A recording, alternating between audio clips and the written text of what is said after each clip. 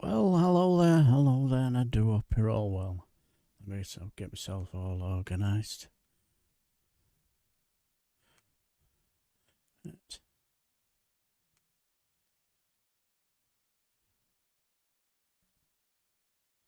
Well, hello there.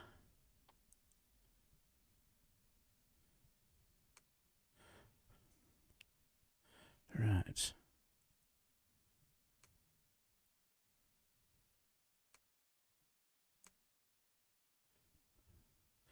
Let's get myself all.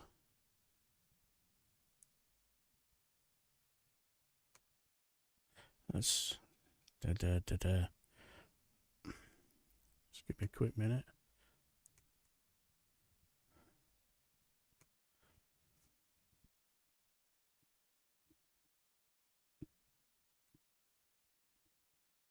Right. Thank you. So give me a quick minute.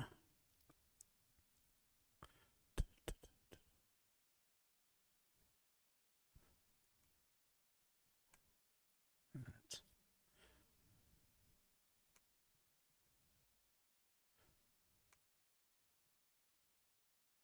Hello there. How are you doing, Sam? Says 55. Are you well? Right. We're all cooking on gas now. Good evening, S. DeWitt and all. Good evening. Hope you. Yeah, I had a fantastic birthday. Absolutely fantastic. How are you? Hope you. And same with you, Simon. That says 55. Ronnie H. How? Yeah. Evening all. Hope you well. Hope you very, very well. How's things? Right. I won't be too. I'm not going to be too. What's the word I'm after? Oh, good. Everything. Glad to hear it. Right. I'm not going to be. Good evening, Jonathan Job. I hope you're well as well. I'm very well. I won't be too long on this because I know you'll all be wanting to watch Max's live stream. Hello, Heather. Thanks. Evening from lovely sunny Bradford. I'm sweating like a swamp donkey up here. Yeah. As I say, I'm not going to be too long in the intro here because I know you'll be all wanting to watch Max's channel a bit later on. So this is the first part of this happened on Wednesday. This is the Protocol on Ireland, Northern Ireland subcommittee meeting, and I don't know if anybody's watched it, but it's quite a fascinating interaction. There are two meetings. I'm probably might do the one on Thursday, but it's a bit late. But I'll do it a bit of a later time because of a simple reason. I'm doing it now because I don't really want to run into Max's channel because I know you'll all be wanting to disappear and watch his channel. So I'm not quite sure how long the first one goes up, but hopefully we'll get this done for at least 8 o'clock. But anyway, the reason why I came up with this idea was because after Saturday's live stream, I was looking around for a little bit of what I wanted to do for a bit more material.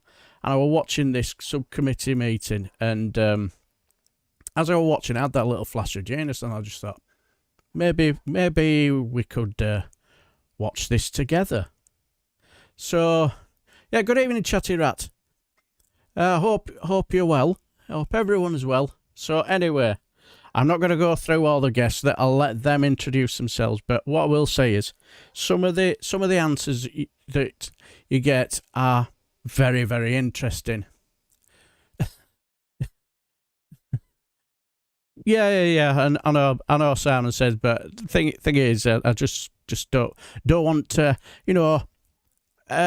overstep things, because I know you'll be wanting to watch Max's channel. So I'm gonna try and do my best to finish this before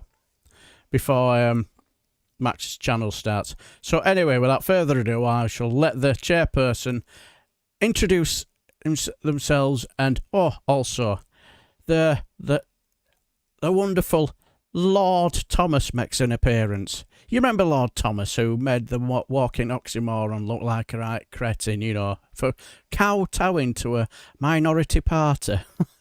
If you haven't watched that video, you should watch it. It's quite hilarious. But anyway, without further ado, less of my rabbiting on. Let's watch this together. And it's got some really good questions, so enjoy. Good afternoon, all of you, and welcome to this public meeting of the Subcommittee on the Protocol on Ireland, Northern Ireland. We are today holding the first evidence session of our new inquiry into the Northern Ireland Protocol Bill, which was introduced to the House of Lords in late July. This inquiry follows the publication of our follow-up report into the economic and political impact of the Protocol on Ireland, Northern Ireland, also in July.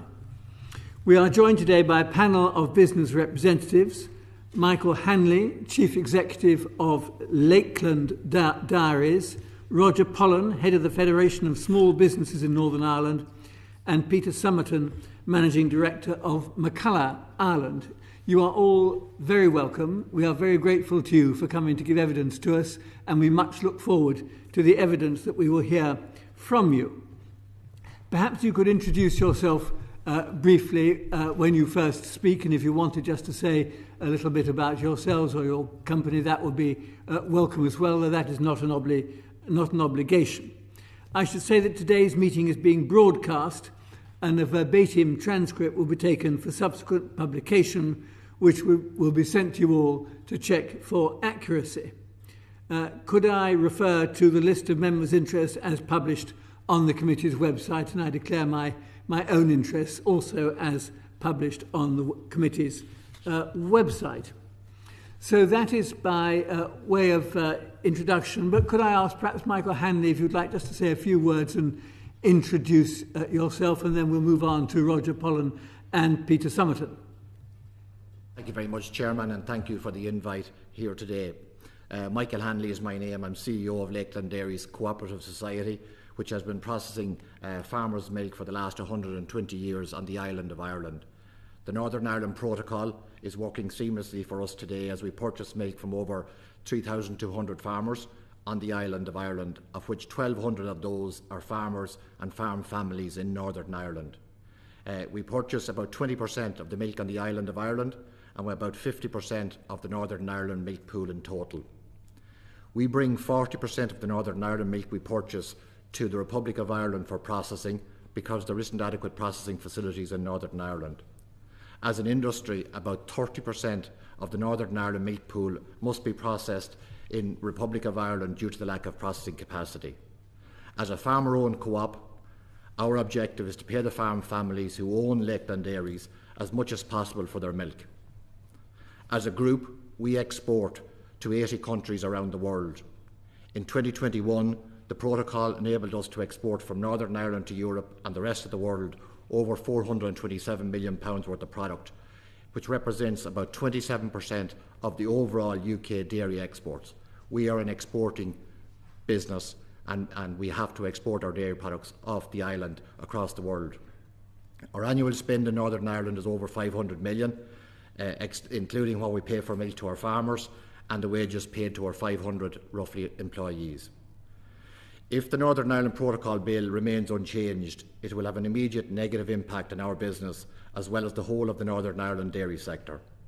Under the proposed dual regulatory regime, veterinary certification challenges would prevent 30% of the Northern Ireland milk and dairy products manufactured in Northern Ireland travelling to Republic of Ireland for further processing. This will result in economic difficulties for Northern Ireland dairy farmers, the dairy processors and the Northern Ireland rural economy as a whole, and will undermine the economic benefits of the Good Friday Agreement. There is no better example of the outworkings of the Good Friday Agreement as is the Lakeland business model. The Good Friday Agreement enabled the development of an all-island economy for agriculture and dairy processing, benefiting the farming community.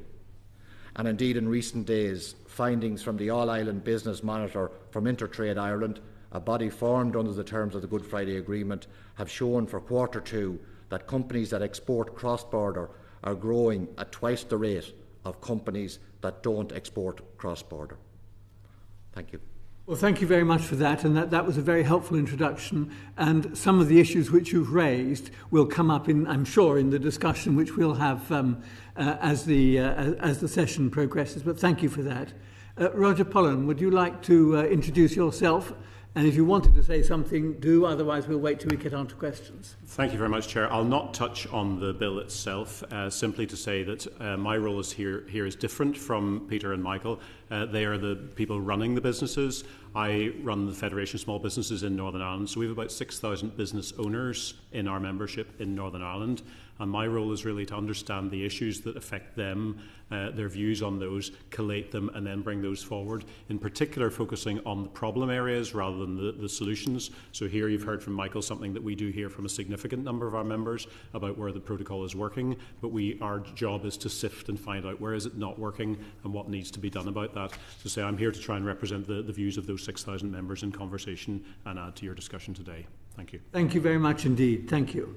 And Peter Summerton. Thank you, Chair. Thank you, members, for the invite to come today. My name is Peter Summerton. I'm the Managing Director of McCulla, Ireland.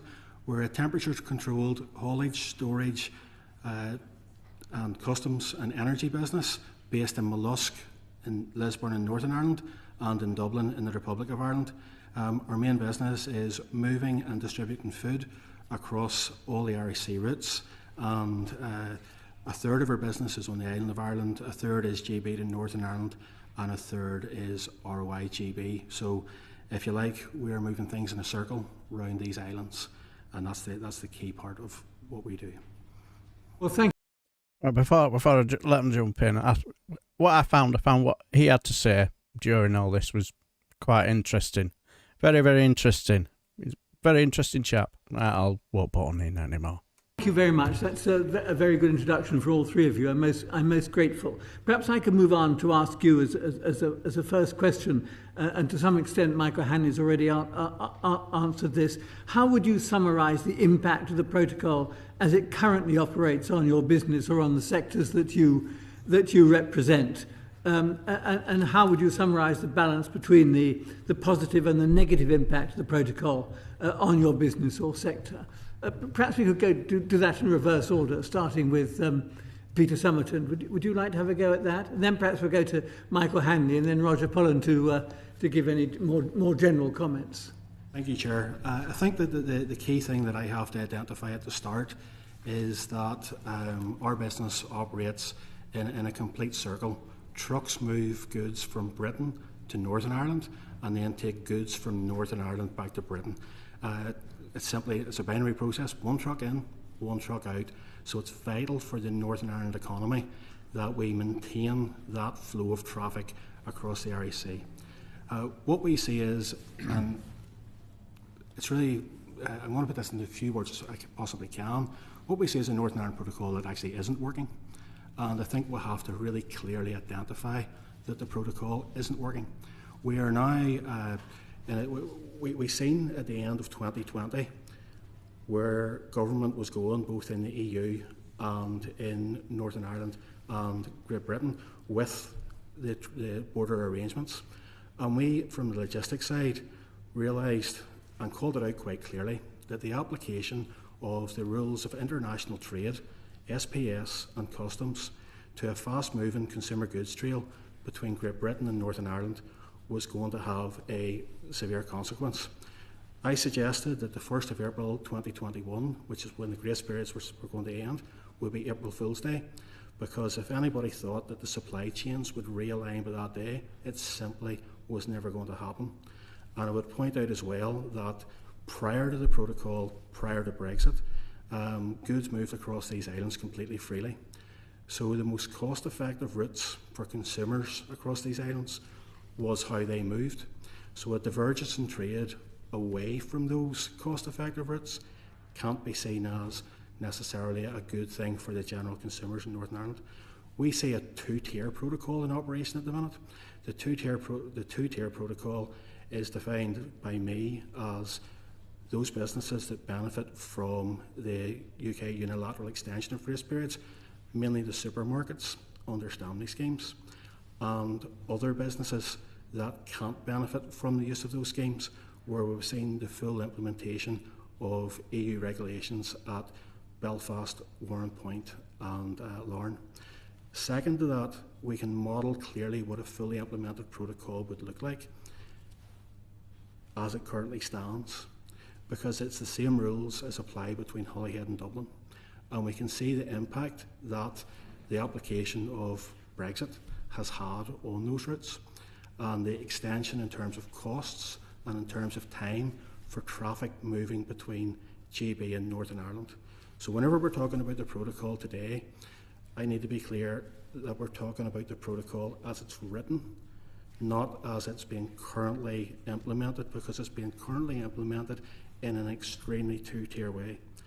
I have clear examples of this where I can demonstrate goods returned to Britain because one letter was wrong on a health cert, where different information is received from the ports in terms of how they would like vets to administer this. And please remember, these are all veterinary certificates. They're not anything to do with the haulage part of the business. We simply move the goods. I've evidence on triangular trading where goods were returned back due to the impact of triangular trading.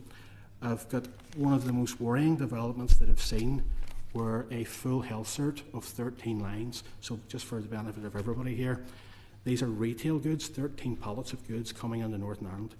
They're products of plant and animal origins, so they need to be certified with a health cert. The normal model that we've seen, if the vet made a mistake, as a vet did in this case with one line, was that one line would be detained and sent back to Great Britain. In this case here, Belfast City Council has decided to apply new EU guidance and reject everything that is on that health cert. So basically the whole consignment, the whole truckload went back. And at a time whenever cost of living is where cost of living is, at a time where rising costs of fuel and effectively hyperinflation are hitting our sector, we find these things to be relatively useless. What we've got basically is a clear sweep of the portion of Northern Ireland business which currently has the full impact of the protocol applied to it in front of me here. The section that is under standstill at the moment, that's a different conversation, because that's a unilateral move by the UK. That isn't what I would refer to as the implementation of protocol. Well, thank you very much for that. That was very clear. Michael Hanley, do you want to add to what you've already said on this? Yes, Chairman. There has been a small negative for Lakeland in relation to some additional minor administration, which we have handled within the business.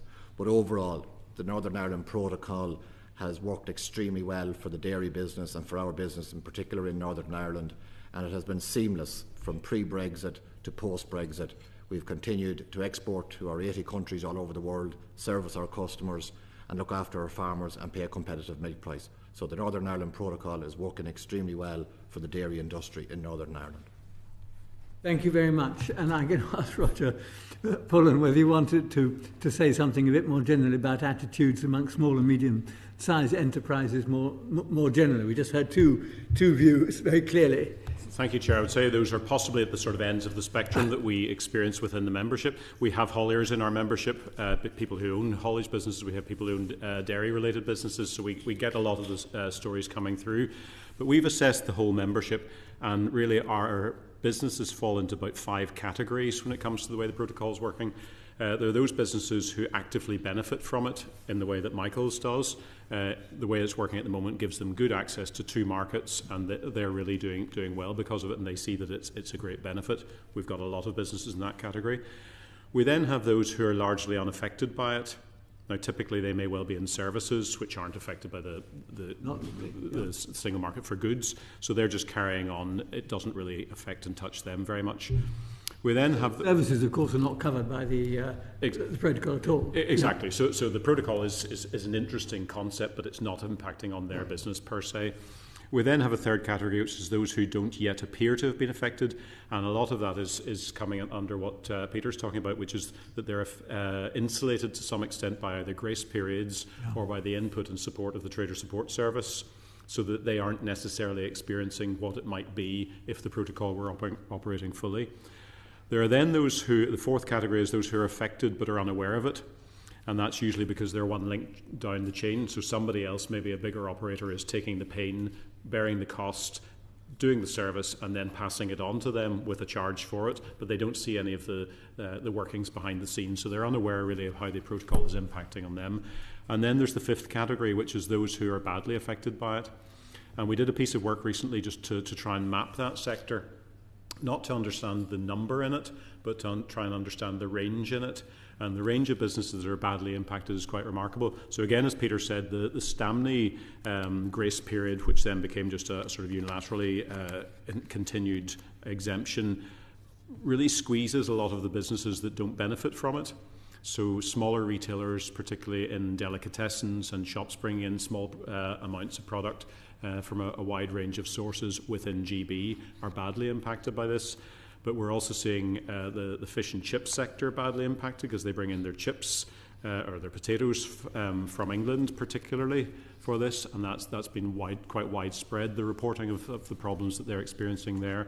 To the other end of that same thing, the fish side of things, the eel business, we found quite a lot of different businesses being impacted by the operations protocol who are in the eel sector, partly because of the CITES elements of the protocol and so on. So across the piece there are lots of different ways that it's impacting, and so all of that has to be taken with the fact that it's not yet operating as it was intended to, or as it's potentially likely to. Well, thank you very much. There's a very helpful introductory remarks from all of you. I should say that we're going to be a bit pressed for time as we go on, but that's a very good start. And I'm going to turn to Baroness Ritchie now. I think before Baroness Ritchie comes in, what do you guys think of what they had to say? Because I think I've gone both mixed. I think I'm more talking about the guy from the dairy farm. Mind you, at the time Saturday when I was sort of like a little tad 3 sheets to the wind, if you know what I mean.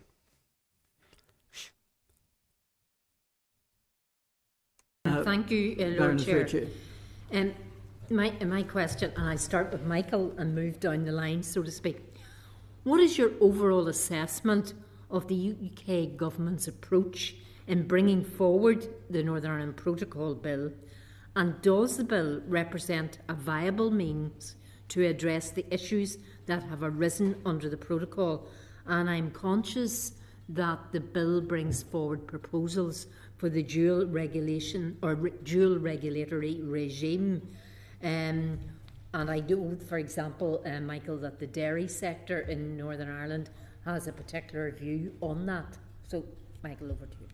Yeah, Baroness, as far as we are concerned, there are no issues with the Northern Ireland Protocol as it currently stands. And while well intended, the Northern Ireland Protocol Bill is creating significant unintended negative consequences on complex food supply chains, and that's in relation to the dual regulatory regime. We have been able to continue to supply all our customers around the world due to the protocol. We'd like this to continue as it stands.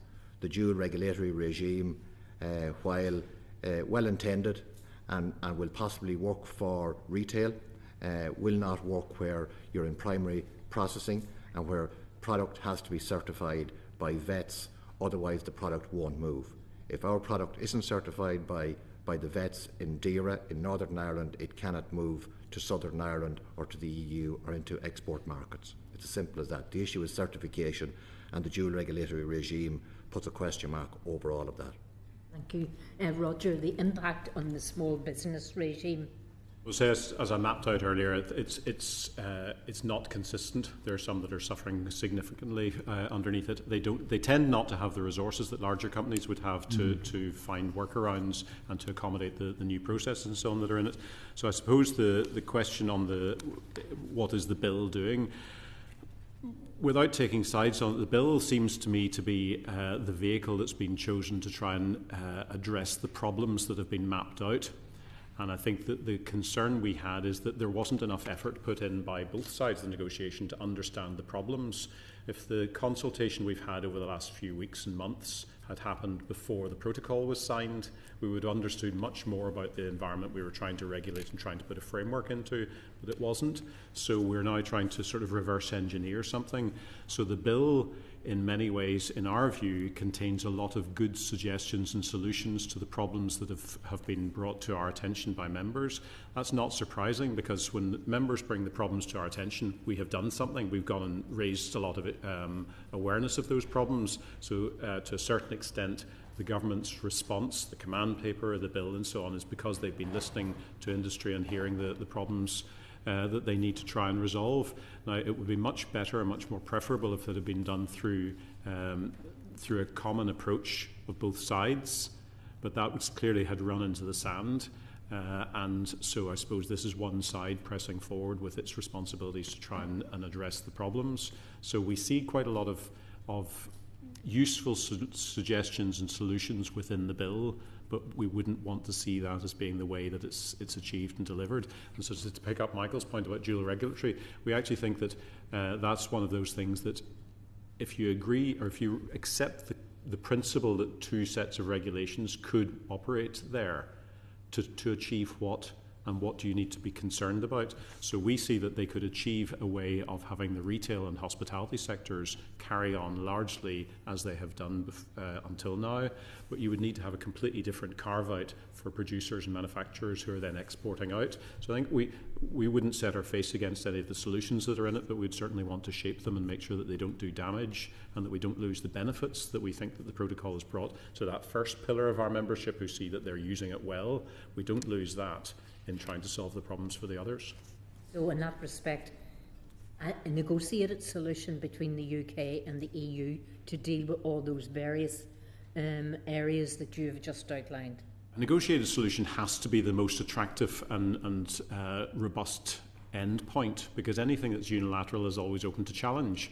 So therefore, what we see is that the bill actually maps out a very sensible landing ground. It'd be hard for anybody to go out really and talk to businesses and not see there are problems for which the bill could provide solutions, not dismissing Michael's concerns about the damage that could be done if those were brought in wrongly. But the bill proposes a lot of good solutions. If we could get into a sensible dialogue about whether these are the right solutions and what mitigations you would need to put in place to make sure that the other side of the negotiation isn't negatively impacted, and everybody sticks to the principle behind the original agreement, but delivers it in a more subtle and responsive way. Thank you. And Peter? Thank you, Baroness. Quite simply, we don't have sides in our business because we operate in a circle. Trucks move in a circle. I can understand Michael's position because we move goods north-south, we move goods south-north, we move goods from the Republic to Britain, where there's very little friction. We move goods from Britain to the Republic, where there is lots of friction. Specifically because we're talking about protocol today, the place that we see the most difficulty is moving goods going forward, is moving goods between Britain and Northern Ireland. And that's simply because the supply chain between Britain and Northern Ireland is fundamentally more integrated. It's a regional supply chain. It's just in time. It happens by the hours. It doesn't happen by the minutes. It doesn't happen by the days. And whenever you apply the sort of legislation that the protocol has brought on that supply chain, you end up adding days and days in the process with pre-notification, with checks, with how the system actually runs. And if we wanted to look at small businesses, I have the SPS controls here for half a pallet for one small business coming into Belfast. And whenever we look at that and we consider that this is currently being paid for by UK government through the Movement Assistance Scheme in terms of the veterinary piece, the haulage piece, the delays, the extra cost for that business, they're directly under the supply chain.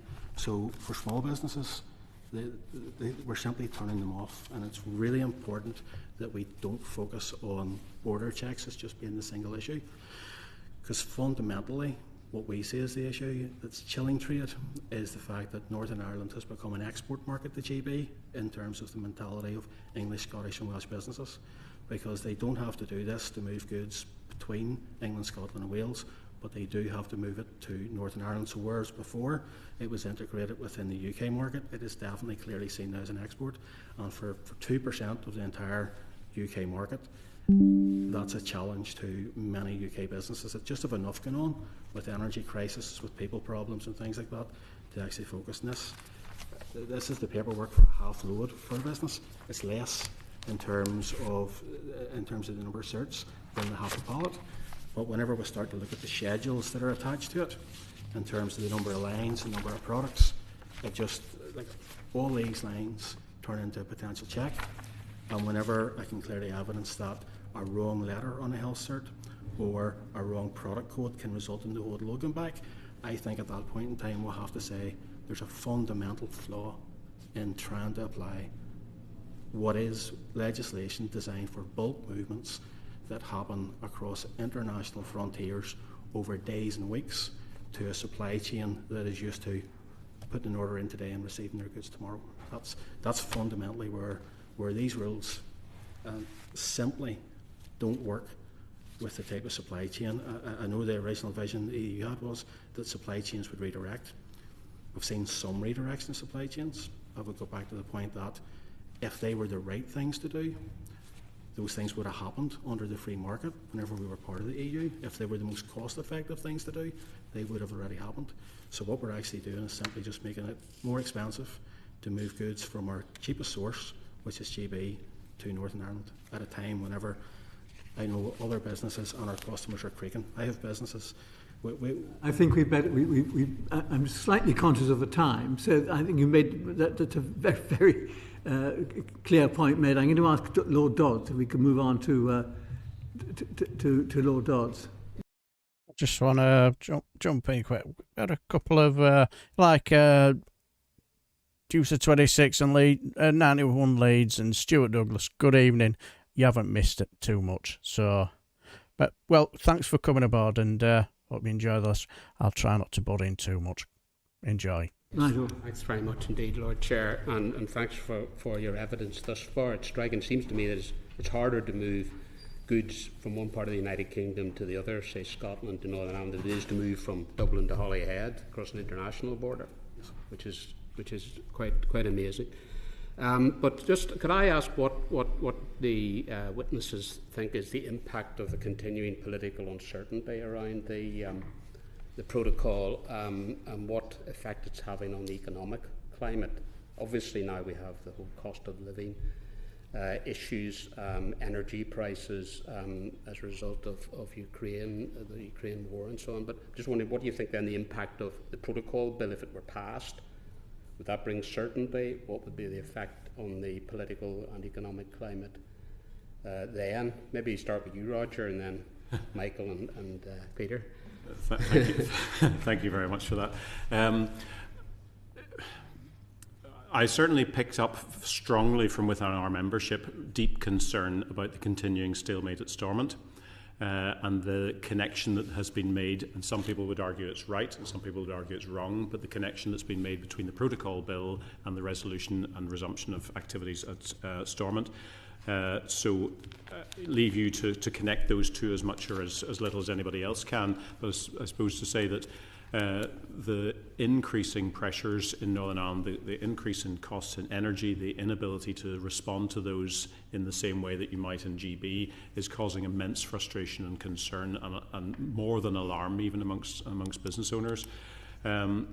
So political stability, going back to the points made to Baroness Ritchie, that anything that's not done through agreement is always, it's less stable than something that's done through agreement. So we are looking to try and get to a point where we have a settled trading relationship between these islands that recognises all the points that Peter's made so eloquently, because he's dealing on behalf of a lot of our members, moving their stuff and doing the paperwork for them. That's the sort of pain that they were in the category that don't yet necessarily know how much the protocol is impacting on them because somebody else is taking the trouble for them, but they are seeing the cost of that. And until we get to the point where we can actually say, right, we now know what we're dealing with, we can now start to invest in our businesses and move forward, then it's instability, and that's not a good place for any of us. For the dairy sector, the Northern Ireland Protocol bill would cause issues on certification, major issues on certification. There's uncertainty, I'd say, at the moment in relation to investment, ongoing investment, long-term investment in the business. You know, from Lakeland historically has invested strongly in its sites, but there's some uncertainty been created by the potential for a Northern Ireland Protocol bill to be introduced.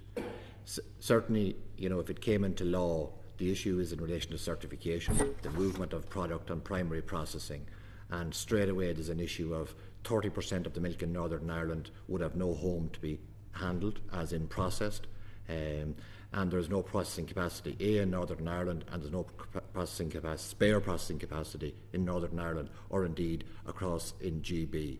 So that milk, then what happens to that milk? That milk can't be produced because it can't be processed as it currently stands, and the effects then on animals, on economics, on farms that have borrowings, etc., and the environmental and the animal welfare issues that would arise as a consequence of that. In primary processing, without certification, you can't export, and if you can't export, the product can't leave the island. It can't be processed, and the markets, we service 80 markets all over the world, we need certification. And I know Peter said there's issue in relation to health certs, etc., but we are used to dealing with health certs for the last 20, 30, 40 years. And in the main, whether you're putting product into Asia or China or Middle East or the rest of Europe, the health certs have to be right, the wording has to be right. He's correct on that. But we can handle those particular issues. The industry can handle them, and it takes time to get into that way of working. But without health certs, without certification by DIRA vets, the product can't move, and that's mayhem and chaos and massive hit to the dairy industry, and I'd say the primary processing industry in Northern Ireland. Presumably you can still certify the EU standards. You will still produce the EU standards as you do currently, even under a dual system. Under a dual system, the question mark is, what will the DIRA vet certify? So the product under the SPS and under the protocol as we currently have it, everything is aligned to EU standards. So the issue then is that the dual regulatory regime, and products come in under a red line or a green line into Northern Ireland that are not approved and not approved under EU legislation, then the DIRA vet cannot stamp that, and the Department of Agriculture vet in Southern Ireland cannot accept that, and then the business stops. You can't export that product out of Northern Ireland. It can stay within GB and the UK, but straight away we have 30% of the milk, 800 million litres of milk, that has no home to be processed, and that milk can't go anywhere because there's no vet to stamp that. Yeah, no, and just the Ulster Farmers Union have made it clear there are benefits for the dairy sector, sheep and so on, but they also do outline in terms of agri-food the big negatives for seed potato people, arable grassland, livestock movements. So it is as come back to Roger's point, it works for some, doesn't work for others at all. Peter, do you want to come in? Well, I'd like to say that the certification of bulk movements is something that I don't think anybody across GB finds challenging, moving goods into the Republic of Ireland. Quite simply, a single commodity moving under one health cert, which is repeat business, in the time and space that moves in, is something that I would say is far less challenging than whenever you look at the integrated supply chain between Britain and Northern Ireland, whenever you've got 300 commodities in a truck, whenever you've got multiples of the certificates, whenever you start getting into composite products, it's a much more challenging position. The continued political position is something that I would find quite frustrating. For example, one of the key networks connecting Great Britain to Northern Ireland is Group H. That's where multiple traders, small traders like Roger's business, use and share the same truck coming across the REC just for efficiency's sake. In terms of preparation for this, I got my first guidance notes from DIRA on a Group H system because I asked for them on the 31st of the 12th, 2020 at 15:46. The next day, we were expected to be operating to that system, which quite simply couldn't be operated to. In terms of GB controls, for goods that were moving from Ireland to GB, the continual install of those controls and last minute notifications on the stalls meant that we were recruiting people to be able to process those transactions, and then we found we didn't need those people. We needed them, we didn't need them. And whenever we look forward at the protocol bill, one of the key things that we really need to do here is make sure that the science of logistics is sitting in the room, and it's not just the art of politics that's sitting in the room, because what we've seen over the last number of sessions is that after I don't know, maybe 40 months of technical conversations. We're seeing suggestions that simply don't logistically work for the supply chain between Britain and Northern Ireland. That even comes down to the current proposals around green lanes, and we need to be really careful how we understand green lane will work, how we understand red lane will work, and even more notable, for those products that have undetermined end use whenever they enter Northern Ireland, how they will fit into the model, because that's key into keeping costs down and goods freely moving and resource properly allocated across the REC. Sure. Do you want to add anything to that? No, thank you. No. Okay, thank you very much, Nigel. Baroness Gowdy. Thank you. Gentlemen, thank you. The answers you've given to my colleagues have been very interesting. What would be your assessment of the EU's response to the publication of the bill, including the recommendations of paused and launching new infringement proceedings? And what other remedies is the EU likely to pursue? And what would be the consequences we should do, what they should do? And have you had any negotiations with them yourselves? Peter, would you like to take that first? In the world of aviation transport, people suggest that takeoffs are optional, landings are mandatory. In this case, the takeoff happened before proper challenges were made to how the process would work. We have had some conversations with EU representatives. We find that some of those conversations are challenging because, quite simply, we end up with the bottom line that your government signed this, and for a business that's centred on Ireland and Britain and Northern Ireland, we're looking for everybody to actually understand how the supply chain works. The focus on supply chains redirecting is particularly challenging to us because there simply isn't the infrastructure to store, to handle, to move those sort of goods on the scale of 1.8 million people, which you would have to have in Northern Ireland. And I think that it isn't useful that the current deadlock is resulting in legal proceedings.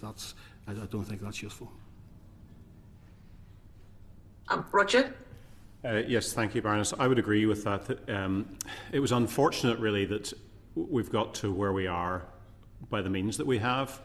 And the UK government published its bill.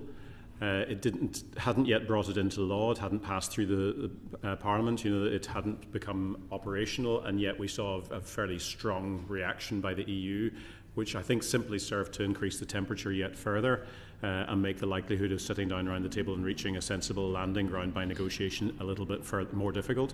That said, we have engaged with the EU a lot over the past number of months, more than that. And we're going across to Brussels in a couple of weeks' time again, simply to try and keep on raising the issues, making sure that people focus on the problems that need to be resolved rather than digging in and saying why there's going to be no movement on any side or all sides. And we try not to point the finger. We try to keep the focus very much on what needs to be sorted, by whom, to what end. And I think that's why we see the solutions that are brought forward in the bill, with all the caveats around them, as an interesting area to explore in a lot of detail, but much better done by everybody sitting down saying, okay, well, could these be solutions to the problems that you're having? And actually to take a bit more interest in understanding the problems rather than saying, well, we don't see that as a problem, because frankly, it truthfully is. The stuff that Peter there showed, the paperwork that businesses are having to go through, is only part of the problem. The redirection of supply chains is a massive one, because the implication of that is that customers can't get what they want. They'll have to do something else. So we have a business, for instance, in Belfast that has had 20 different suppliers in GB cease supplying them because of the hassle or perceived hassle of doing that.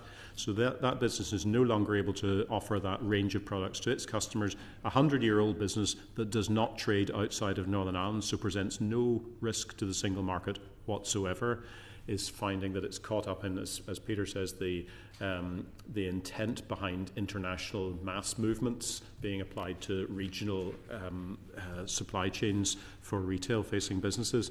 So I think that the response wasn't helpful, and hopefully cool heads will prevail over the next few days and weeks. New regime here in Westminster, and maybe we'll see some sort of focus on the problems and the solutions that really need to be arrived at. I hope so. I also feel that talking is quite important. Michael, could I hear your views? Yeah, Baroness, we've had limited communication with the EU side for the last number of months. We had a lot of communication prior to the protocol itself. Look, as I said previously, we are extremely happy with the way the protocol has worked. It has been seamless for our business. But we're a co-op, we're owned by the farmers, and our goal is to operate an environment that can return as much as possible for every litre of milk to our farmers who own the business. So it'll be important for us that we can continue to do our business, or anything that will enhance that. But we would be very concerned about anything that would damage our business, because it damages the earning power of 1,200 farm families in Northern Ireland as a consequence. Thank you very much indeed. Thank you. Thank you, Baron. Sorry for butting in, but I'm chuckling away. I just looked in the comment section, and my juvenile sense of humour has now got a vision of Anne Widdecombe table dancing. You guys, I don't know. This is a very serious political station, I'll have you know. Baroness Gowdy, Lord Godson. Thank you, my Lord Chair. Thank you again to our witnesses today. Could I just ask, with something has already been said of dual regulation, could you say a bit more on how dual regulation would increase the risks to the EU single market from the point of view of your specific industries? And following on from that, if that is indeed the case, what could be done to ensure that said increased risk, if that is the case, would be mitigated? If you could answer in alphabetical order, the order you came. I think it's from left to right as I'm looking, or right to left as. Okay, thank you. For retail, we can see the dual regulatory regime working because the product is consumed, right? There's no further processing with the particular product, and it will be positive for the retail environment in Northern Ireland. But there are unintended consequences for food processing in Northern Ireland, and the issue is the impossibility to certify products. And if that product stays in Northern Ireland and is consumed in GB, then that's okay.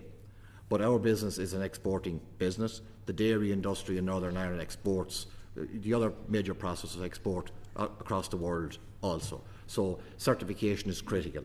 And the volume of milk to be handled in Northern Ireland, it cannot be facilitated. So it needs a certification. It can't be handled within the UK. It has to be processed in Southern Ireland, in the Republic of Ireland. So the Northern Ireland dairy export sector, to export, it needs certification. It needs those health certs that Peter talked about, that break his heart. But for its certification is needed to allow goods from Northern Ireland to be sold to the EU and to the rest of the world. So maybe I can spell it out in detail.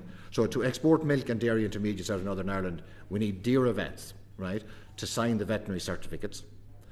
They are signing that milk is produced in Northern Ireland is produced to EU standards. And this is needed to export the milk and dairy intermediates out of Northern Ireland. To be able to certify that milk and dairy products are produced to EU standards, the vet also has to consider the grain fed to the animal health care products used on the animal, and whether they have also been produced to EU standards. That's what the vet has to consider. With product being available in Northern Ireland that could be produced to one of two regulatory regimes, how can a DAERA vet sign off on the veterinary certificate? That is the issue. If a vet signed off on a cert that was proven to be incorrect, the vet would run the risk of being struck off or losing his job.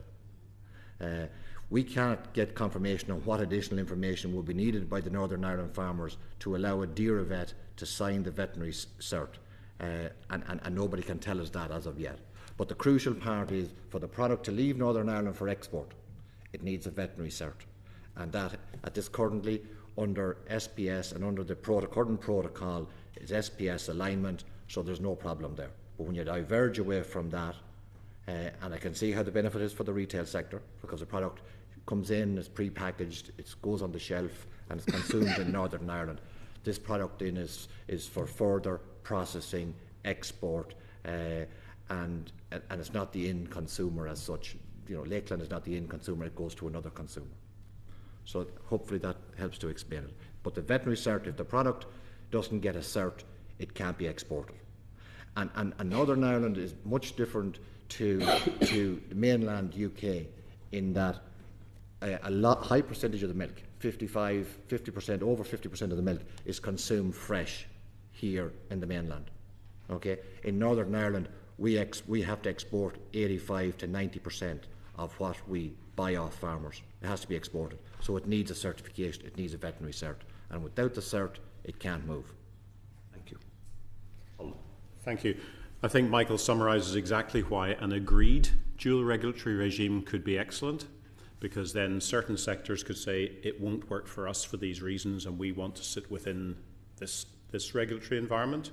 But others would have the flexibility, as Michael says, particularly in retail, to say, yes, it would work for us. And if that dual regulatory zone were agreed between the EU and the UK, you could then work out, okay, well, how do you make it operate best to protect businesses that would see it as a risk and to free up businesses that see it, its absence as a threat? So I think we see it as an attractive prospect that would be much better and much introduced and much more robust if it were done by agreement as part of the solution to the problems that various sectors have brought forward. And that's what's missing in this piece, is the fact that the problems haven't been universally accepted by all sides and then the solutions arrived at. Here, the problems have been recognised by UK government and they've put forward solutions, but that's not a really robust and sustainable way of delivering them, in our view. Thank you. Mr. Sun. Rather than repeat what Michael and Roger have said, I'll just challenge out the terminology of at risk. What we see is we see goods moving between Britain and Ireland, Ireland and Britain, Britain and Northern Ireland and Britain, and in 20 months of SPS checks, which are meant to prevent disease, pests and contaminants crossing the Irish Sea into the EU, there hasn't been a single newspaper headline that they've prevented a single risk, because inherently the British food supply is safe. The goods that have been returned on the events that I've mentioned today were all returned back into free circulation in GB. They're documentation issues. The reason why we've got issues at ports is because of documentation. It isn't because our foodstuffs have health issues.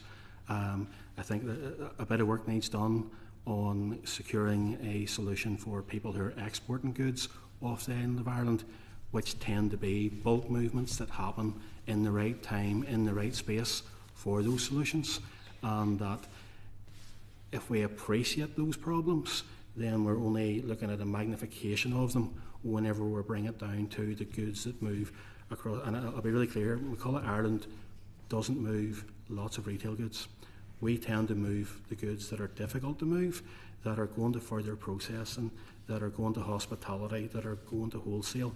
We're not a retail-driven business. So front end, we actually see the challenges, but we see them on a multiple scale that the sectors would have, and there does need to be respect given to the dairy sector in terms of finding a sectoral solution for that sector. There might also be one required for beef in terms of people exporting vast quantities of beef as well.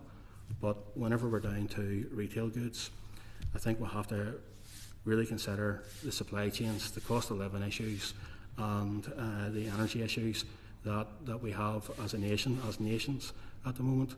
And we'll have to make sure that we're simply not adding bureaucracy and cost and spending hundreds of millions of pounds creating paperwork whenever the paperwork then becomes the issue. It's not the food stuff. We're talking about at risk. The British food supply chain is inherently safe. And whenever we take that challenge forward, we have always had a concern as a business that moves goods from the EU into Northern Ireland as well, that we would challenge out where will the SPS controls be? If there is an SPS problem in Europe, if there is an SPS problem in Galway, if there is an SPS problem in Berlin, where will the controls be for those goods moving through the EU, through Ireland, into Northern Ireland, and then moving across into GB, because there's no checks between Northern Ireland and GB. I think inherently in looking at that problem, we may find that the solution to goods moving the other way can be seen. Thank you. Thank you. You have the floor. Helpful. Thank you very much. Lord Hannan. Well, this should be fun, shouldn't it? We all remember this guy. Oh, only Madman is talking about leaving the single market. That Hannan, what a plonker. Thank you very much, gentlemen. That's been immensely informative for me at any rate. Actually, the question I had, you've just anticipated largely in your answer to Lord Godson, which is going to be about the red and green channels. So let me widen this a little bit, and let me phrase it like this. Suppose that there is no agreed solution. Hypothesize that it's not possible to reach a deal, and the legislation takes effect anyway, and the UK unilaterally moves ahead with red and green channels, the dual regulatory regime, a different form of enforcement or arbitration. What's the worst case scenario? What are you most worried about in terms of either retaliation or just some logistical consequence of that which would negatively impact your operations? You don't all have to answer this one, but please do come in, anyone who's got it. I'll start with Michael, because I suspect you've probably got an answer to this one. Yeah, disaster for the dairy industry in Northern Ireland, in a nutshell. Straight away, 30% of the milk, 800 million litres of milk, will have to stop production because there's no place to process it. It'll cause an environmental issue if it's produced, but it can't be, from an effluent, environmental, water contamination, etc. So it can't be produced. So those animals have to be taken out of the food chain. Just talk me through why that is. So you've got a dual regime. You can stay within the current arrangement. Yes. Why does it follow? Why does it follow? Because product in Northern... The issue is, is there a question mark now on certification? And the issue is certification. Can the Northern Ireland vet certify that the product is produced to EU standards? If that is the case, that's grand. If that is not the case, right, and under dual regulatory regime, we'll put a big question mark under that, is that product, if the vet cannot stamp that this product is produced to EU standards. And remember, there's product at this stage now under the green and red lanes. There's product coming in here that's not approved under the EU, SPS aligned. So you've gone away from alignment. There's a mix of ingredients and products on farm across Northern Ireland. So now will the vet put his reputation on the line to stamp that and certify that product? Therein lies the issue. And if the vet can't certify it, there's 30% of the milk that can't go for processing. That's number one. And then number two then is look, that's enough. 30% is 800 million litres. That's the profit. That's decimation on dairy farms across all farms in Northern Ireland. Farmers have a lot of farm families. We have 1,200 of them. We buy about 48% of the milk in Northern Ireland. So we buy a lot of the milk in Northern Ireland. So there is devastation across the dairy industry in Northern Ireland at that stage. Thank you. Roger. Always risky to start answering hypothetical questions like this, but it is an interesting one. I think we would share that analysis of the real concerns about the chaotic response that might follow from it, and the damage that could be done, the loss of access to for the people for whom it was benefiting, the first of the 5 sectors I identified, for whom it's working. Would they lose the benefits of that? But I suppose it comes back to whether it's being done within the spirit of the continuing to meet the UK's commitments under the protocol, as opposed to getting rid of the protocol. So if this was the UK saying, well, we are still sticking with the protocol, but we are going to meet our commitments under it in this way, that's slightly different from walking away. It was massively different from walking away completely from the protocol. So therefore, I think you get into trying to work out, well, what would be the responses and why. And I think that takes us down a long and winding path that we haven't modelled for yet. I'm just very struck whenever I've raised this with European colleagues. I'm on the Joint Parliamentary Assembly, and I say, what are you worried about? What harm could come your way as a result of this? I never get an answer. The answer is always, well, you signed it. It's never about specific. And so, I mean, you'll have seen Simon Coveney a couple of days ago saying there could be a terrible trade war. Who's threatening the trade war? I'll go back to the point we said about ingredients within the bill. So trusted trader, green and red, and so on like that. Coming back to if you're trusted has to count for several things. It has to mean that you live up to certain commitments, but it also has to reduce certain things you are required to do because you are trusted. And I think, therefore, that's why the ingredients in here are quite good for a lot of solutions to the problems. And that unilateral imposition is one that we've always been urging to be avoided, as if at all possible. I think it's important that we actually recognise the reality of what's happening at the border control posts, because the further we get away from where the rubber really hits the road, the more hypothetical everything becomes. In reality, goods are very closely to freely moving between the Republic of Ireland and Britain. There's no SPS checks. I haven't had a single truck stopped yet on that route. Between Great Britain and Northern Ireland, what we've got is we have got the UK government's unilateral action to effectively run a green lane, and it's been rebranded from Stanley to Stanley plus Green Lane. The goods that are at risk of getting into the Republic are the key area, and how they will be handled is very important. That's very important for Northern Ireland traders, because there's a lot of goods move across a border control post, and in good faith, someone doesn't know whenever they move those goods across the border control posts where they're going to sell them, because they're buying stock. That stock could be sold in County Antrim, that stock may be sold in Limerick, and that'll have to be handled as a post-declaration if it's get into the Republic of Ireland. And it'll be down to traders to actually manage that properly. But what we're really looking at here is we're looking at a green lane with a trusted trader scheme beside it. That trusted trader scheme, from what I can see, is becoming more and more onerous, and it's becoming much less like moving goods from Birmingham to Glasgow, being the same as moving goods from Birmingham to Belfast. That onerous scheme in itself is making the green lane slightly discoloured, and it's pushing product that could have been in the green lane, because it's being bought into Northern Ireland, into red lane. So I have concerns that the definitions of green lane and red lane aren't quite matching what the original piece that the now Prime Minister told us in our offices in Lisburn would be operating. We were told green lane was for those goods coming in to Northern Ireland, and the red lane was for goods that were destined for the Republic. That we need to make sure that those definitions are maintained. Sorry, and just very, very briefly, how would you do? What tweak would you make, legislatively or in terms of formal government advice, to ensure that happened? I think before I let these poor so-sos have to entertain this absolute complete bell tap, can I have a bell tap in the comments, please? What an idiot that man is, isn't he, Hannon? What a bell tap.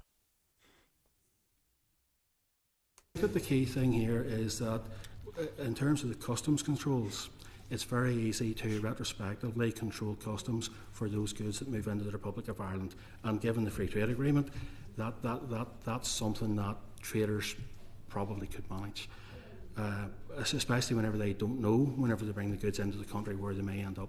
The difficulty is in SPS, because you can't retrospectively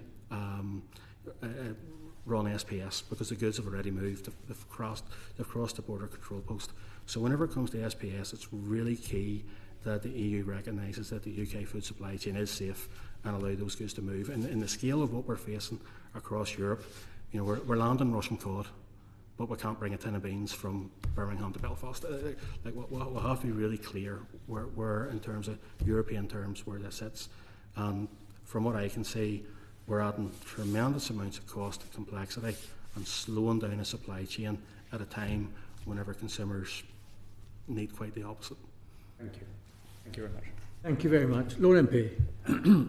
Thank you very much for your contributions. They've been very interesting. This question is somewhat maybe more academic, but What is your assessment of the government's proposals to disapply the provisions of the protocol on state aid and to give ministerial powers to override the provisions of the protocol in relation to VAT? I'll ask Roger to kick off. Thank you, Lord MP. I think at present, Northern Ireland may lose out unless there are derogations. So, for example, on the VAT, it was quite well highlighted in the budget on the solar products. There are other areas, I think, where it's starting to come to the fore as well, to do with bank lending and government underwriting of bank loans and so on like that as well. The free port's another opportunity for which Northern Ireland seems to be falling behind other parts of the other regions and nations within the UK. So the question is whether a new UK subsidy regime will ensure that Northern Ireland has equivalence to EU state aid to avoid significant trade distortion. And I think just the underlying concern that we hear from members is that they could find themselves falling foul or being left behind or cut out of support systems, both from the EU and from the UK, and that Northern Ireland businesses will find themselves at a disadvantage. The solar issue was one that was brought to us by a member, interestingly enough, trying to understand whether a competitor in GB could come and provide goods and services at zero rate in Northern Ireland, whereas the Northern Ireland business couldn't quote for that same work in Northern Ireland at that same on those same terms, and that sort of highlighted the challenge that needs to be resolved within this. Do you think this is more negligence rather than a policy objective in and of itself? I don't know. I don't know what the intent and spirit behind it. I think it's just one of those ones where it's a problem that has probably emerged that maybe wasn't anticipated at the start, and we just need to get everybody to focus on, well, how do we resolve that problem and make sure that you don't leave some of the smallest businesses in Northern Ireland suffering as a result of a policy intent that has really not got any great relevance there. Michael, this maybe not quite affect your members in the same way, but indirectly it does. First of all, we'd have no opinion, or I personally have no opinion on the VAT and the excise question. But in relation to state aid rules, as I understand it, they were included in the Northern Ireland protocol to provide confidence that there will be a level playing field in the context of Northern Ireland's access to the EU single market. The specific arrangement for agriculture created a carve-out from state aid rules, as I understand it, and it provided Northern Ireland with significant flexibility in designing a replacement for the cap. Removing this provision would potentially jeopardise access to the single market, as I would understand it. But the dairy sector is comfortable with the state aid provisions in the Northern Ireland protocol and the agricultural and food policies that DAERA has developed in line with those provisions. So we're comfortable with that. Thank you. Michael. Peter? Lord Abbey, rising fuel costs, rising labour costs, state aid doesn't factor very highly in McCulla Ireland's agenda. However, it is with interest that we watch the cost of electricity and the relationship that Sony has on the island of Ireland with what can happen to the regulation of power prices in Northern Ireland. That's something that we watch with particular interest, especially as a business which has been pioneering in biomethane in terms of electric production and biomethane in trucks.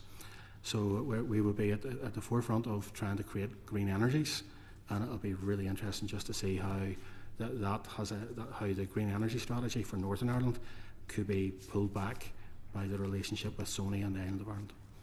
Yeah, and of course our consumption profile is different to Great Britain. Very heavily dependent on oil, for instance. Okay, thank you so much. That was most helpful. Thank you. Thank you, Lord MP. Lord Hayne. Nice to see you all, and thank you. Do you think the EU is being sufficiently flexible in its overall approach to the protocol? And in particular, how do you feel about its stance on the bill? I suppose the fact that we are where we are would suggest that nobody's being sufficiently flexible. We've got a bill brought forward by one side to resolve a problem that should have been resolved through negotiation if the thing had been working properly. In addressing the problems, I suppose I would go upstream of that and say, has there been enough work done to recognise and understand the problems first before then addressing them? So I think that no, it's unfortunate that all sides seem to have sort of stuck and dug in a bit and tried to defend ground that they've landed on probably too quickly, as Peter said about some of the stuff that's being done in the last hours before the protocol came into operation. Really, this process has been fast. People have then held that ground, and I don't think that that's been particularly helpful in actually trying to map, understand, and then bring proper resolution to the problems on all sides. In a failure of negotiation, isn't there? Yes. Michael?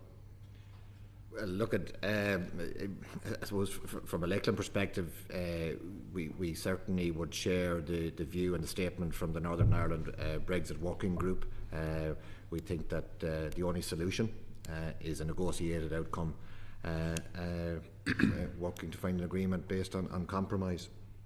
So we'd be encouraging everybody to get to discussions and get around the table and improve.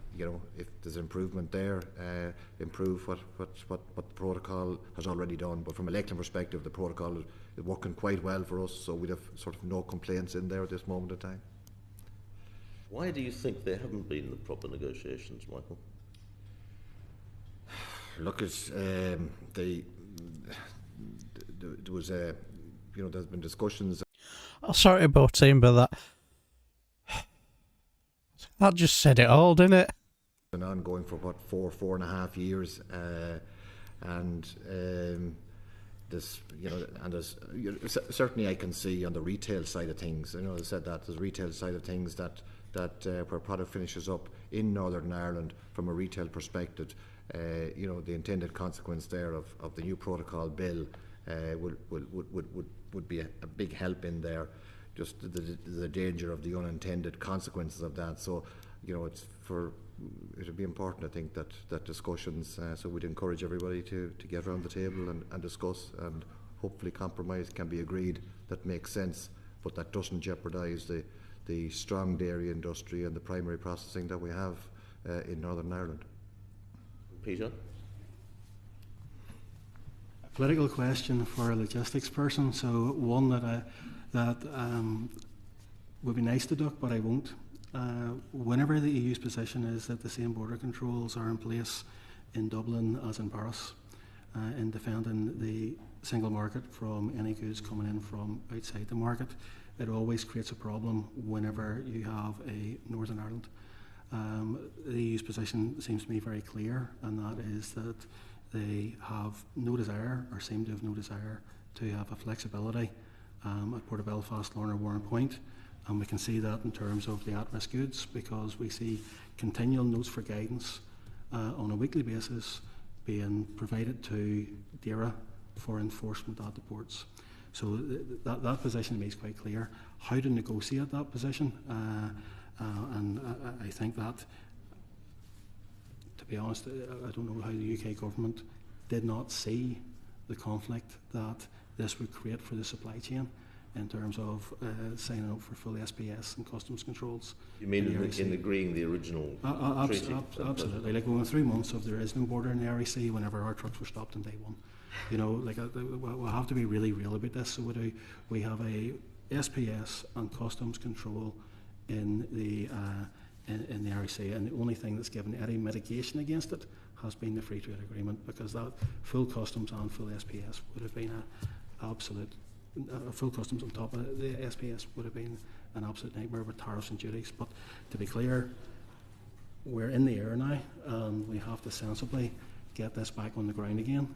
And I think that the model for that I'm suggesting to anybody I speak to is that if we go away from product and we look at people, we have a common travel area where people travel freely across these islands. It's quite unique in terms of the European settlement. It's quite unique in terms of how the rest of Europe works with passport controls. Surely we can apply The same logic as we apply to the common travel area to goods moving across and between these islands, and surely the flexibility that Europe's already demonstrated there is something the UK should be looking to see if they can grasp for this model. We've already seen pragmatism in terms of the Irish government and the UK government both welcoming no checks on Irish goods travelling between Ireland and Britain. There's a precedence there. It has to be seen as a precedence. Whenever a UK government and an Irish government both welcome exactly the same thing, and that is that these checks are not required because Irish food going to Britain is safe and British food going to Ireland is safe too. You've all been admirably succinct. Can I just ask you to be even more so? What would happen if the grace period is suddenly ended? There aren't any grace periods. What we've got is a unilateral standstill by the UK government.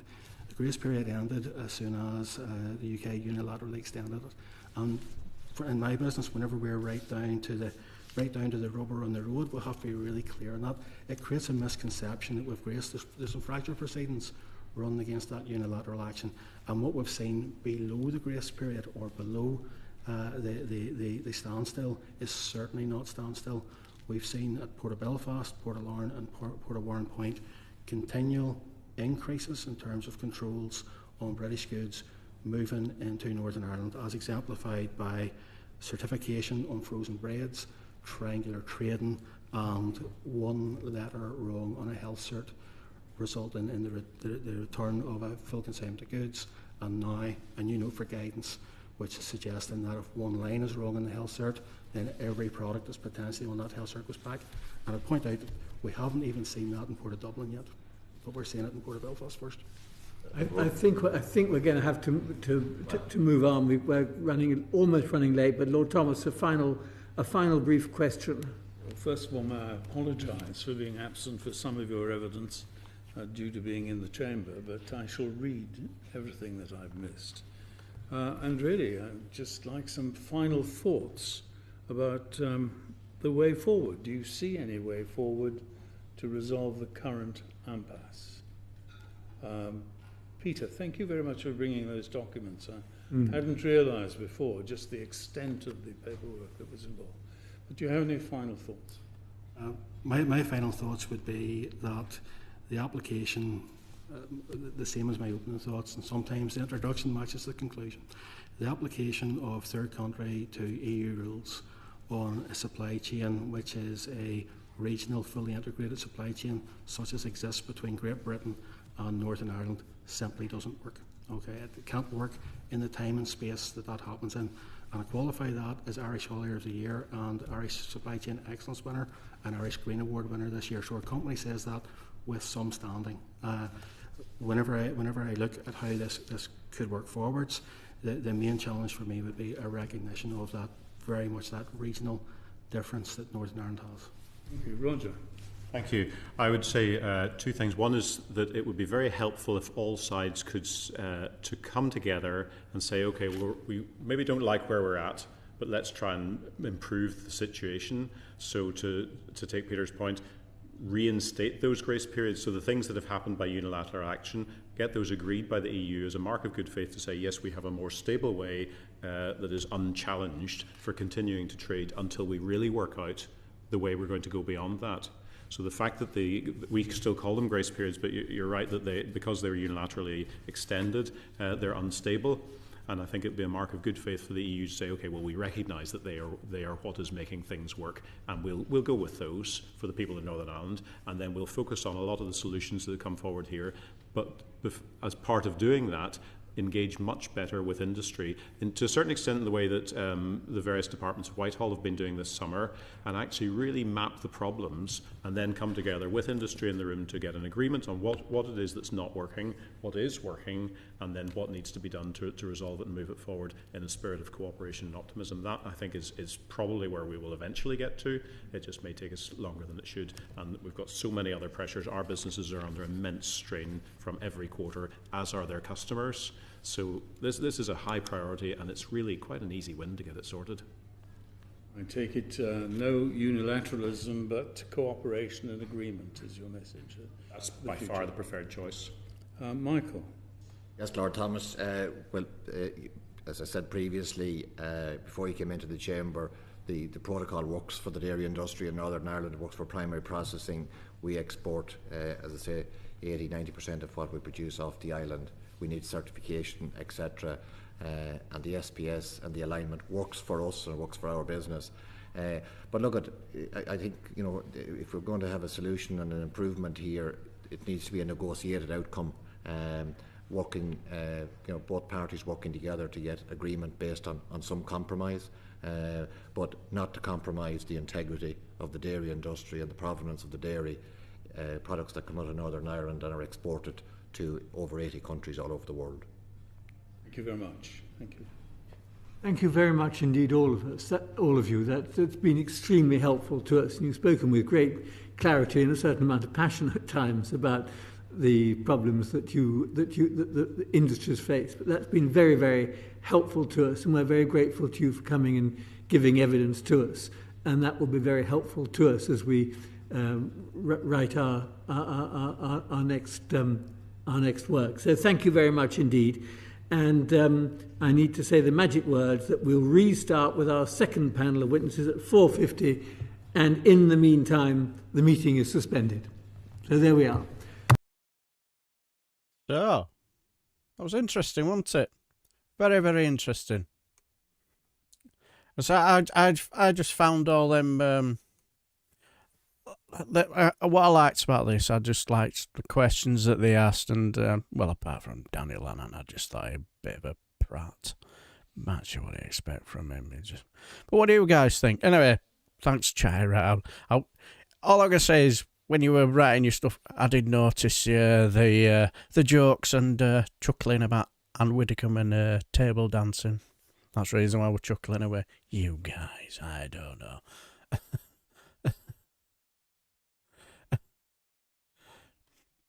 So, yeah, save me a caravan. Well, yeah, exactly. Man, yeah, it's a pity that the Tories don't really give them monkeys, do they? And say that were always one thing I always found it annoying when it came to the referendum. I cannot remember any discussions about Northern Ireland. It was always about when it came to the TV programs, I would think, yeah, well, I'll watch this, and then when it comes to the stuff about immigration, because I just weren't interested. Because for me, when people want to come here and work hard, what's the problem? I didn't have a problem, but he always used to start off with immigration, and you see Nigel Farage with a massive horn on the stage, Can't wait to get stuck in. Turn it off. Can't be interested. Not interested in that. But anyway, well, what did you enjoy this? Would you like me to do a few more of these on the live stream? Because I thoroughly enjoyed it, especially chuckling away at all your comments. Yeah, exactly. No more Anne Widdicombe, please. Especially with what she's doing on the table. I read what you put, Gerard. You've got a weird sense of humour, you. But yeah, but as I said, when it came to the referendum, I didn't know anything about this. To be honest, up to that point, I didn't really take that much into politics. But then when I saw that they were doing the referendums on the TV program, I thought, well, this is quite clearly something that's really, really important. And the only reason why I voted Remain, well, there were two reasons, because those on the Leave side never sold me Brexit, and when I saw that Breaking Point poster, I think, if I jump into bed with these, I'm going to get fleas at her, and I couldn't live with that. Yeah, cheers, Ben. Yeah, I enjoyed it, quite enjoyed it. I'm just going to, won't be a sec, just going to turn my light on. It's starting to look like so I'm stuck down a dark well. Is that better? You can see my ugly mush now. Yeah, makes a change from just shouting at the screen alone. Yeah, so I know what you mean. Yeah, Leeds, 91 Leeds. Yeah, I'm scared about things not getting checked anymore. Because something to do with Jacob Rees-Mogg, where he's talking about where it's become a bit of a smuggler's paradise because we don't need to. In the basement, what are you talking? You.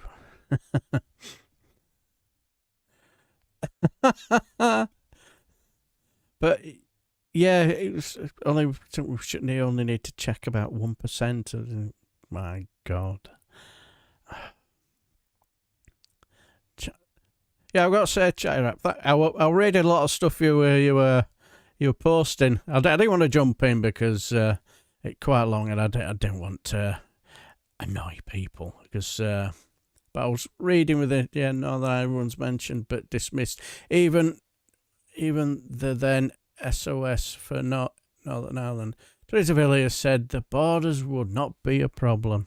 Yeah, sounds it. Project Fear and all that sort of stuff. And I've got to admit, when it came to after the referendum, when I was listening about the Good Friday Agreement, the haunted pencil, and when I would watch it, when I was hearing about the Good Friday Agreement, you could tell quite clearly that that if Brexit was going to go down the swan, it was due to the Good Friday Agreement.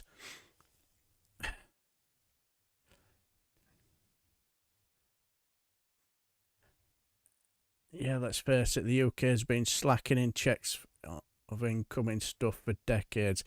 To be honest, that won't surprise me. It just won't surprise me. It's like, we just seem to be a sort of country where it's rule Britannia, Britannia waves the rules, and just don't want to do anything. Yeah, you let's do it. I think you might have a point there, because like, especially now with the ERG is very much the tail that's wagging the dog in Liz Truss's party. They've practically nearly taken over it, haven't they? Yes, Lefty Bloater. Yes, the haunted pencil or the haunted wardrobe.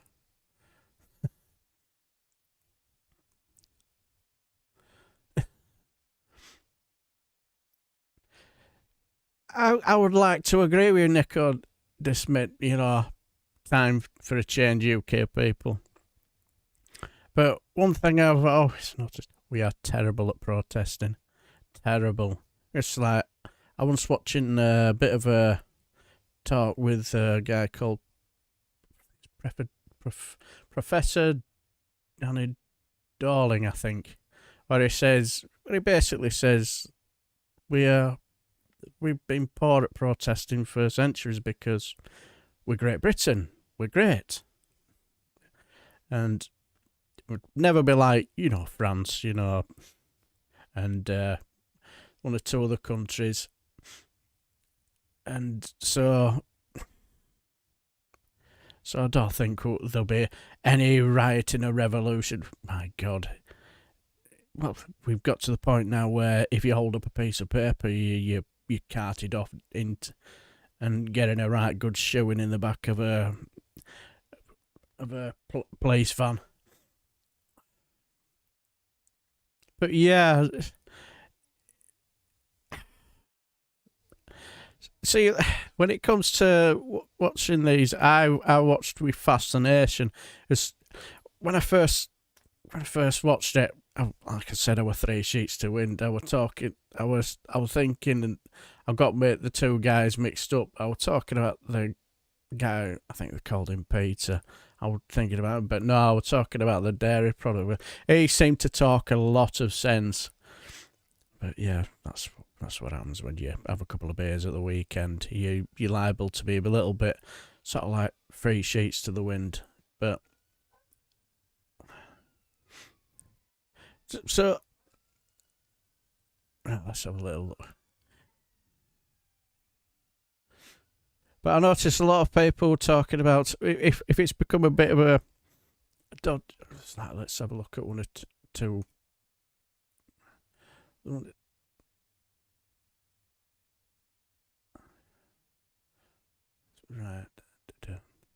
I was talking about.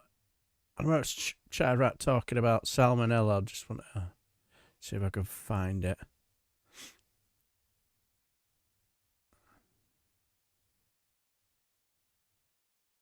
Right. Just give it. I can't seem to find it. But I did read Chatty Rat's comments, and he seems to know a lot more about this stuff than me. I'm just some hammer I get up from Yorkshire. But I was reading your comments, and yeah, there were a lot of times where there would just seem to be a bit.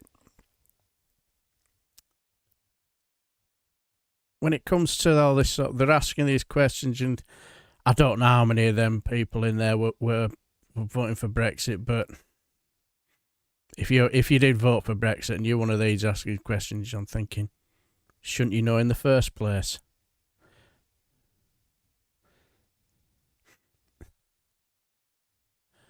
Right. Oh yeah, just watching the hearse travelling into London, they've got it lit up. Oh no, Jesus Christ, they haven't had that. Do you know what? Since Thursday, I've just had my TV and radio off. I just cannot be bothered with it. I've just been spending my time trolling on Twitter. You know, Dan Wotton and his quiet reflection moment, and Darren Crafty Grimes. You know, I think he needs to just give up the ghost. As far as I know, he's been handed his sandwiches in a roadmap by GBs and told to go, but he's not going to give up, is he? But the incessant fawning and forlorning and cap doffing and flag prating and forelock togging. Oh. We've got. Is there a funeral on week on Monday? Is it something? I won't be watching it. I can't be bothered. It's just not my thing. It's just. I've never been a royalist because I just don't get it. But some of the tweets I've been reading have just been hilarious.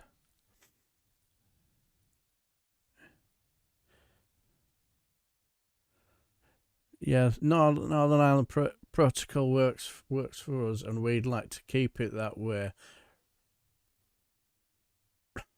Wrong answer. We need problems. Well, yeah, I once read a article, and it was a little bit of a penny drop moment. Was when it spoke the reason why they want to make problems with. Now I could be wrong with this. I could be so wide of the map, but it would be just a bit of a penny drop moment. Where they need to create this problem with the Northern Ireland Protocol, because if the Brexiters caught wind of, because when it comes to Ireland, you seem to be doing really, really well, and it seems to be working for you. And I think if they say, well, we won't mind a bit of that, and I think that just destroys the whole point of leaving in the first place, doesn't it? And that means for them to just join the single market and the customs union, and that just destroys the whole point of leaving in the first place. So, yeah, and when I read that article, that was just a bit of a penny drop moment. I think, yeah, that's the reason why they're making such a big, massive deal about getting rid of it.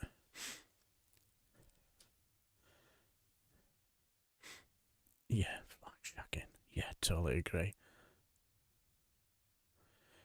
Yeah, performative grief is annoying to me. Also, lots of people just taking pictures on the phone as if sharing it on Facebook would get them likes. Yeah, totally agree. I watched a bit of an interview from a woman who's been to see the coffin 7 times today because her name's Elizabeth. You know, it's a country we've just jumped the shark, and you just think.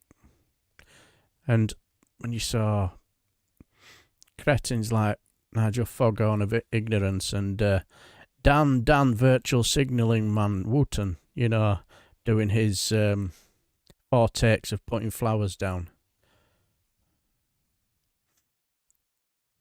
I just find that I find it quite disgusting as well, because they are just milking the death of the Queen. Probably, I like to say I'm no royalist.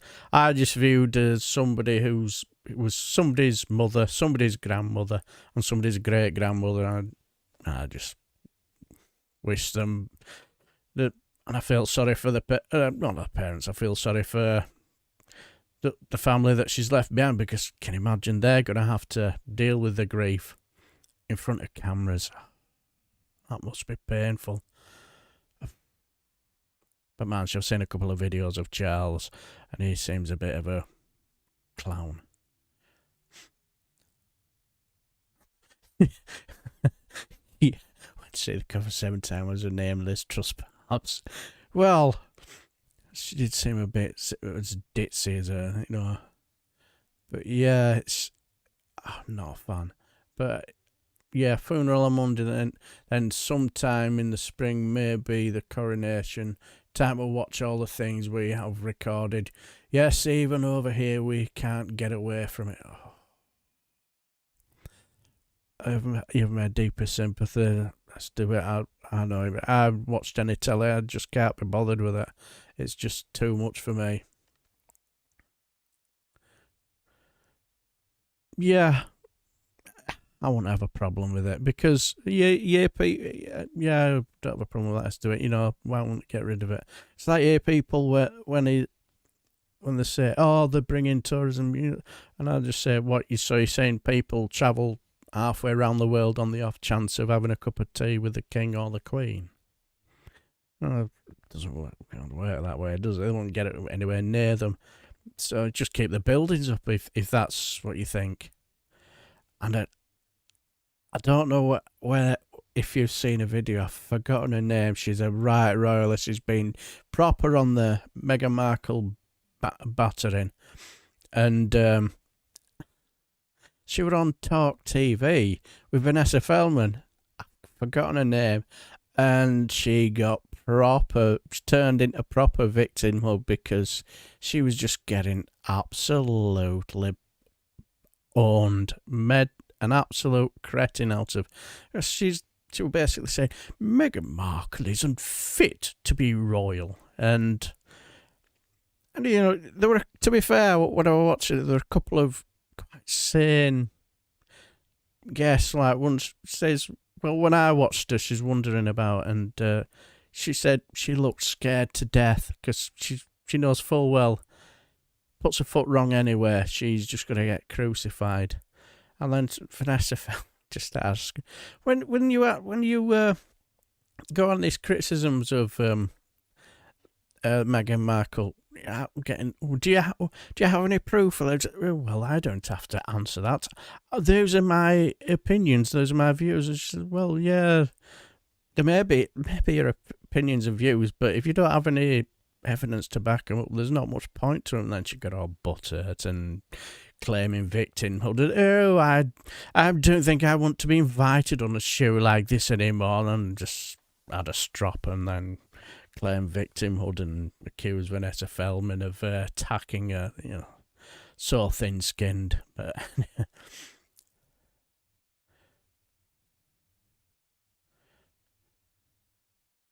Charles should stand down in favour of William, and William will be popular. Yeah, to be honest, I don't really have a problem with thought process either way. It's not really something I'm that bothered about who takes over, because I'm just one of them where I just don't get it. I don't really get the point of a monarchy. I'd just love to do away with it, but we're in the situation where they're here, aren't they? Can't really do a right lot with them. But don't go into the capital city with a piece of paper. You're liable to be dragged into a police van and get an absolute levelling up.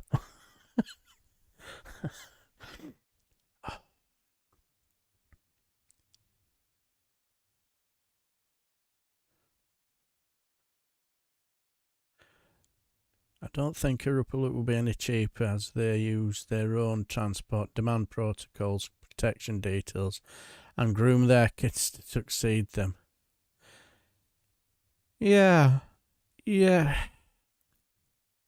As I say, it's not really something I've thought about either way. You know, I just look at the royal family and you look at how many houses they've got.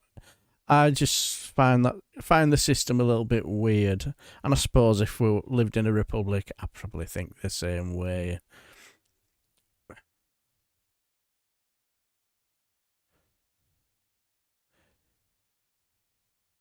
Yeah, the two kinds of republic. One where the president is political and the other where they serve the state. Yeah. Put a fish on a throne. Put a fish on a throne. I might listen if there was something to say. Yeah. Oh, dear.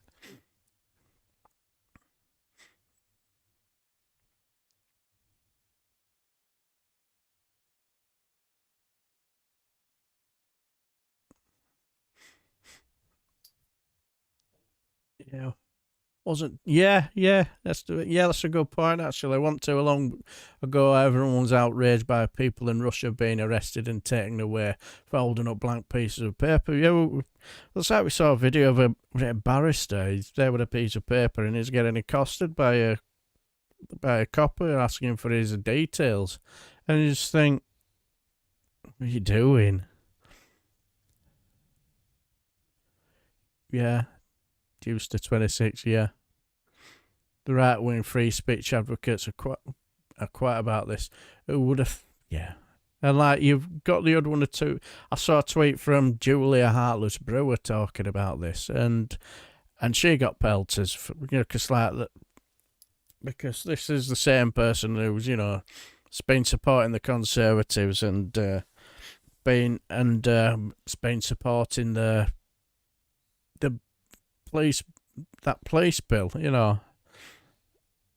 and she got absolute pelters, and she tried to make out, so you honestly think it'd have been any different under Jeremy Corbyn or Keir Starmer? I just think, well, they wouldn't have brought in the first place. She's an idiot, that woman.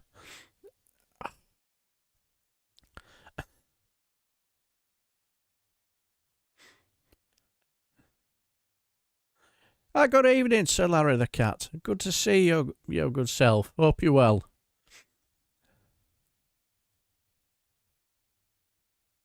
I'm not entirely sympathetic with the blank protest, to be honest. He could have done that any time over the last 10 years. Just to make the point. But he chose now for max impact. But at the end of the day, I were listening to a bit of a conversation with James O'Brien, and he says, so you think we should ban paper? The guy who were talking, was just a bit of an absolute cretin, but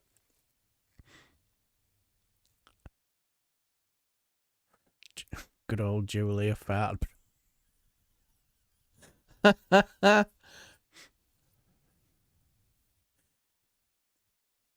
Yeah. A funeral's probably not the best place to have a protest. Yeah, it's not something I'm a fan of. It's like but I did find it odd that this guy decided to get shouty with Prince Andrew. People started to attacking him, and they arrest him for his personal protection. And a little bit like of. See, the thing is, if you're not careful when it comes to freedom of speech, you just think you've got to be a little bit careful. I just think a little bit uncomfortable with them. It's like you see people walking around with clipboards with paper on, and you think, are you gonna arrest them too?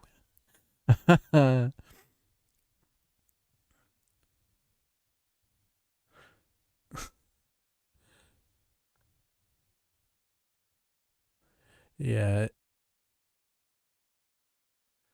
Right, let's have a right.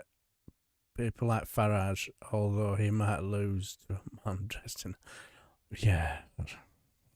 I would have loved to be in a fly on the wall to have watched that. Very, very, very good. Very funny. Right.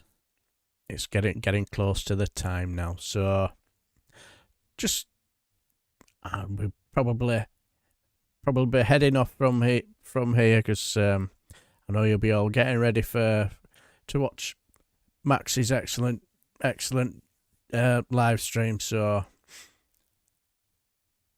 yeah, Deuce to 26. Yeah, fascism is pretty close to be frank. Yeah, because I always sort of like think of that quote by Dr. Martin Niemöller. You know, he says first he came for the socialists.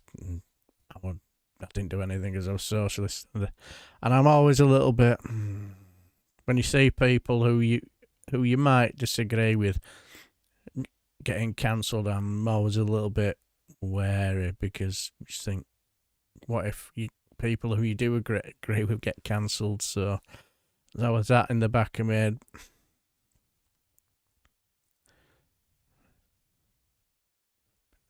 Yeah, exactly, Chatterat. Not only did they arrest him for his personal protection, but they charged him and has to appear before the Edinburgh. And I saw the video after where he talks. Says people of power like that shouldn't be allowed to take advantage of young girls like that, and words to that effect. And absolutely spot on. Yeah, let's do it. Yeah, take care of you too. Yeah, we'll be doing more of this. The pre-one gave me a good laugh. Yeah, I enjoyed it. I was thinking about doing one this weekend, but I'm gonna have a lot on. I've got got a home match on Saturday, and on the night I've been invited to a birthday party, so I thought I might do it Sunday. Then fate farts in my face again. A good friend of mine says, "Oh, we've not met for a while. Shall we go for a Sunday afternoon beer and a bit of a catch up today?" Yeah, why not? So that looks as though that's dead in the water. Yeah, fate farts in my direction again. But never mind. Yeah, thanks, Paul Dolan. Yeah, I'll do my best. So, right. Thank you for turning up, and I do hope you enjoyed this, because what I'll do is I will do this again on Thursday, with the second half, because it's the two people on it. I think they delve in international law, and what they have to say is very, very interesting, and it's well worth a watch. So, but I'll do it a little bit late. I'll probably do it about 7 o'clock-ish. The only reason why I did it for 6, because I didn't want to run in at Max's time, because I didn't want to, think I'm the big cheese, So I thought, well, I'll do it at 6, and then it'll probably be finished before 8, and then you can switch on to Max's channel, and you could say I was the opening act. So yeah, I'll probably do it about 7ish, something like that, because I don't think there's anybody else doing a live stream on Thursday. So I'll probably do it there about 7ish, and then we'll go into the next bit, because it's very, very interesting what they have to say. Anyway, I'm prattling on, I'm boring you to tears. So, right,